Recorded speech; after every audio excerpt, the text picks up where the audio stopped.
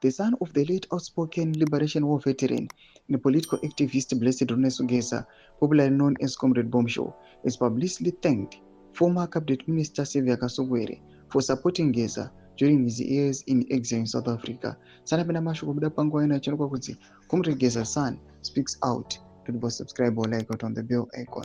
Chipina kuna mobile nyukwa mjinsi.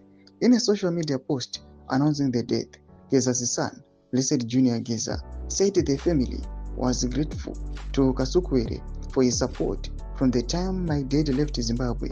Geza died on Friday morning at a cardiac hospital in South Africa after a long illness. Kasukwere himself had been living in self-imposed exile in South Africa since November 2017 after being packed from ZANU-PF following the military-assisted removal of former President Robert Mugabe. Since then, Kasukwere has faced multiple legal and political hurdles, including court battles that blocked his attempted 2023 presidential bid, and remains a controversial figure within Zimbabwe's ruling party. In a statement issued by the family, Geza was described as a committed freedom fighter who dedicated his life to the struggle for justice and the aspirations of Zimbabwe. The family warned the public against fraudulent fundraising efforts, stressing that there should be no GoFundMe campaigns linked to his funeral. Burial arrangements, they said, would be announced in due course.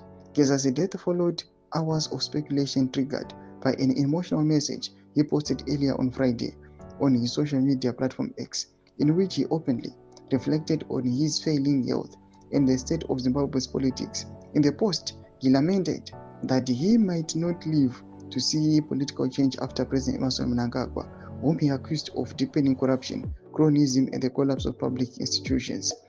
A once influential war veterans activist, Geza rose to prominence after 2017 as a fierce critic of Mnangagwa's administration, a stance that made him both popular among sections of the public and deeply controversial within ruling party circles. His outspoken attacks on government, combined with his Liberation War credentials, saw him alternatively celebrated as a fearless truth-teller and dismissed by critics as a divisive political actor.